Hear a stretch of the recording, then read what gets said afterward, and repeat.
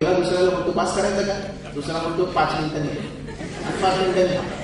3चा group अतिशय आदर्श आहे. ज्या दिवशी दोघांना कंटाळा आलेला असतो त्या दिवशी त्या तिसऱ्याला इतका आमाप उत्साह आलेला असतो तो बाकीच्यांना पूर्ण करतो बरोबर.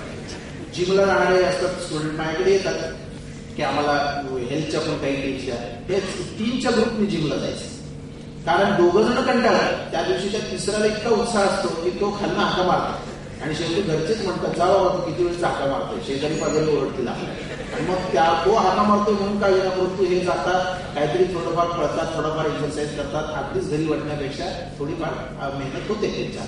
मग 3चा ग्रुप हा आयडियल आहे. 3च्या ग्रुपने आपण सर्वांनी अभ्यास करावा असं मला वाटतं. आता फुल पोर्शन टेस्ट अनेक ठिकाणी सुरू झालेल्या आहेत, अनेक विद्यार्थी त्या फुल पोर्शन टेस्ट देतात सुद्धा.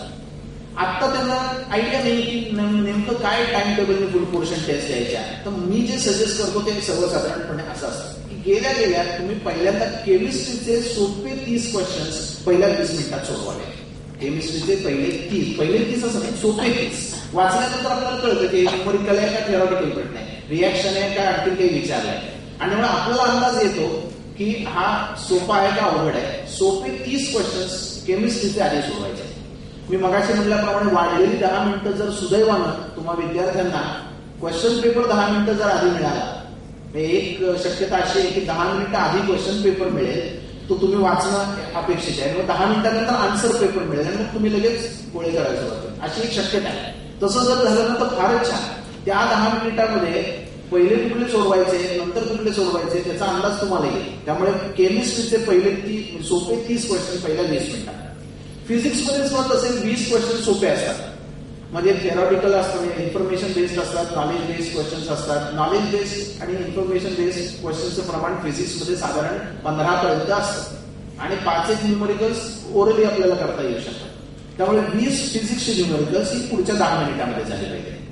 मग पुन्हा केमिस्ट्रीची उरलेली 20 जे क्वेश्चन्स राहिले ते थोडेसे अवघड आहे, त्यामुळे त्यांना मगासारखं कमी वेळ देऊन चालणार नाही. त्यांना आपण 20 मिनिटं दिली तर फिजिक्सच्या उरलेल्या 30 क्वेश्चन्सना आपल्याला 40 मिनिटं मिळतात आणि त्यामुळे आणि तरी 10 मिनिटं मी ऍडिशनल पकडलेले. त्यामुळे फिजिक्सचे केमिस्ट्रीचे 20 मिनिटं, फिजिक्सचे 20 10 मिनिटं, केमिस्ट्रीचे 20 मिनिटं, फिजिक्सचे उरलेले 40 मिनिटं. असा जो सगळा हिशोब आहे तो बरोबर 90 मिनिटाचा होतो. फक्त प्रॉब्लेम काय आहे की केमिस्ट्रीचं सुरुवात केमिस्ट्रीपासून सोडवायला करा असं मी म्हणतोय. केमिस्ट्रीच्या प्रश्नांचे नंबर 51 पासून आहे, फिजिक्सचे 1 पासून आहे. तुमची जी आन्सर शीट असते त्याच्यावरती असं फिजिक्स केमिस्ट्री असं लिहिलेलं असतं 1 आणि इथे 51. फिजिक्सचा म्हणजे विद्यार्थी सोडवतो केमिस्ट्रीचा क्वेश्चन परंतु तो गोळा मात्र 1 नंबरला करतो. म्हणजे त्याने 51वा सोडवलेला असतो ऍक्च्युली केमिस्ट्रीचा, परंतु तो त्याच्या दृष्टीने पहिला सोडवलेला असतो आणि म्हणून तो फिजिक्सच्या 1 नंबरच्या क्वेश्चन समोर गोळा करतो. त्यामुळे माझं प्रॅक्टिकल सजेशन असं आहे की असे जर 2 भाग असतील, इकडे फिजिक्स आणि इकडे केमिस्ट्री, तर केमिस्ट्री तुम्ही आधी सोडवणार आहात ना तर फिजिक्सच्या भागावरती कंपास बॉक्स ठेवून द्या आणि मग तुमची नजर स्वाभाविकपणे 51व्या नंबरकडे जाईल, 51व्या त्या आन्सरकडे जाईल आणि तिथेच तुम्ही बरोबर गोळा करू शकाल. आणि त्यामुळे या पद्धतीनं टाइम टेबल की केमिस्ट्री आपण आधी सोडवणार आहोत 30 सोपे प्रश्न आणि त्यामुळे त्याची सुरुवात 51 पासून करायची आहे. फिजिक्सचा जो भाग आहे तो कंपास बॉक्सने किंवा दुसऱ्या कुठल्या तरी गोष्टीने झाकून टाका आणि केमिस्ट्रीचाच भाग आपल्याला डोळ्यासमोर दिसेल असं काहीतरी करा. आता AIEEE परीक्षा 25 तारखेला आहे आणि त्यामुळे बहुतेकांचा मी सुद्धा स्वतः 24 तारखेपर्यंत माझा सिलेबस पूर्ण करण्याच्या विचारात आहे. 24 पर्यंत पूर्ण करावा आणि मग विद्यार्थी तोपर्यंत एकदम फुल पोर्शन टेस्ट झालेले आहे आणि मग विद्यार्थी AIEEEला सुद्धा बसतील आणि AIEEEचा फिजिक्सचा पेपर सुद्धा पूर्ण तयारीने देतील. AIEEEचा पेपर झाल्यानंतर नवं काही करू नका. जे झालेलं आहे तेच पुन्हा पुन्हा वाचा, तेच MCQs पुन्हा पुन्हा सोडवा आणि त्यामुळे ते जणू काही अनसीन क्वेश्चन्स आपण वाचतोय असेच गृहीत धरून ते पुन्हा वाचा, त्याची पुन्हा सोल्युशन्स काढा आणि तेच पुन्हा पुन्हा करा.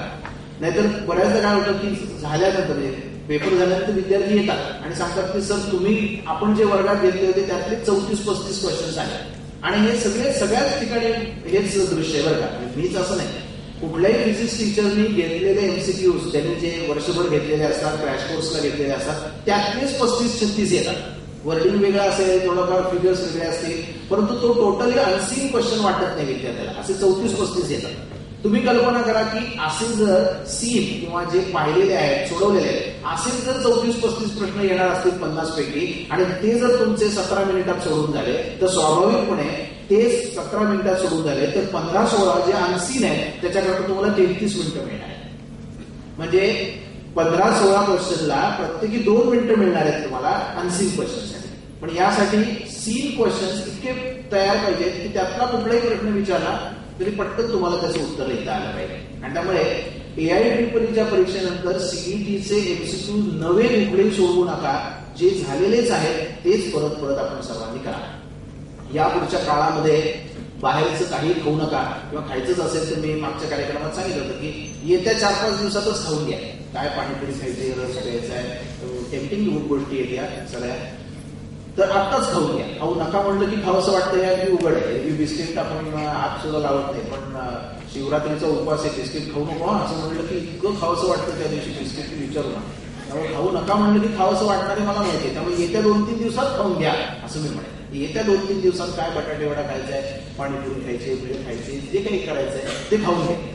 म्हणजे त्याचे जे काही दुष्परिणाम होणार असतील ते पुढच्या 2 दिवसात होतील आणि एकदम 12 तारखेपर्यंत तुम्ही पुन्हा फिट राहा.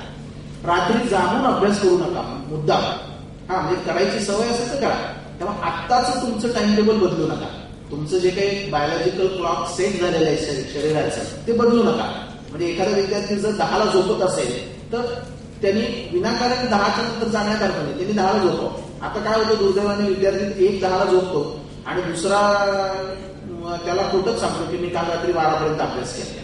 तोही 10ला झोपलेला असतो, पण तो सांगतो याला की मी 12पर्यंत अभ्यास केला. मग याला टेन्शन येतो, अरे बापरे हा 12पर्यंत अभ्यास करतो, मी 10च करतोय. विशेषतः मुलींना तर फार येतो. मुलीची सगळीच जे काही स्वभाव असतो हा कॉम्पिटिशनचा असतो आणि त्यामुळे ही 12पर्यंत जागते, मी 10ला झोपते, म्हणजे मी काहीतरी मागे पडते की काय, मग ही 12पर्यंत जागते दुसऱ्या दिवशी.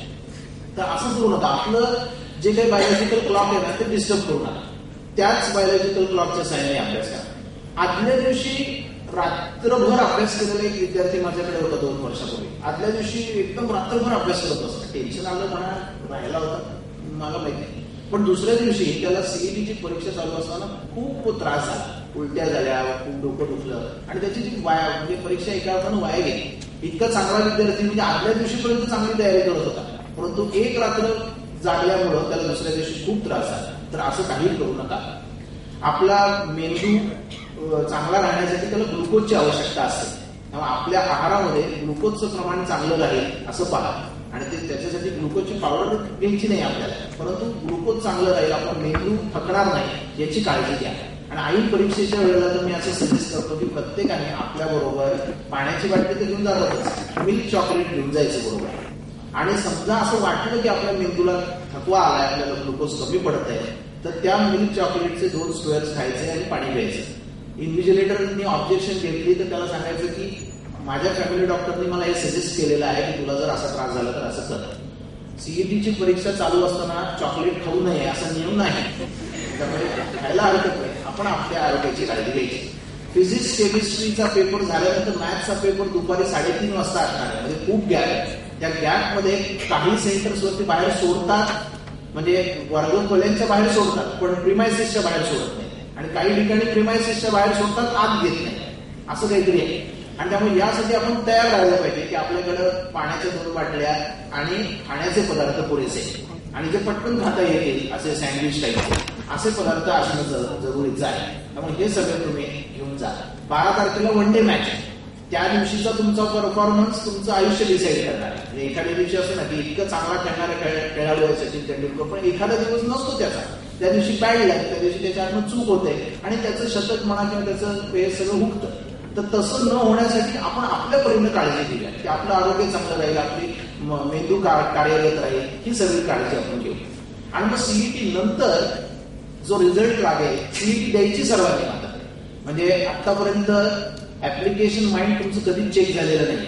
आतापर्यंत जे सगळ्या टेस्ट झाल्या त्या मेमरी टेस्ट होत्या, परंतु प्रत्यक्ष ऍबिलिटी टेस्ट ही तुम्ही पहिलीच देणार आणि त्यामुळे ही द्यायची सर्वांनी. परंतु ही टेस्ट जी आहे ही इंजिनिअरिंगला किंवा मेडिकलला किंवा या एकूणच टेक्निकल कोर्सेसला जायला तुम्ही योग्य आहात की नाही ही ठरवणारी टेस्ट आहे. आणि त्यामुळे तुम्ही योग्य नसाल त्याला तर मोकळेपणाने ते मान्य करा आणि जाऊ नका या कोर्सेसना, इंजिनिअरिंगला मेडिकलला. फार हट्ट असतो विद्यार्थ्यांचा, इतके कमी मार्क असतात सीईटीला, पण तरी सुद्धा नाही मला डॉक्टरच व्हायचंय, मला इंजिनियरच व्हायचंय, असं करू नका. माझा सल्ला, मी 92 पासून काउन्सिलिंगच्या क्षेत्रात आहे, मगाशी परिचयामध्ये सांगितलं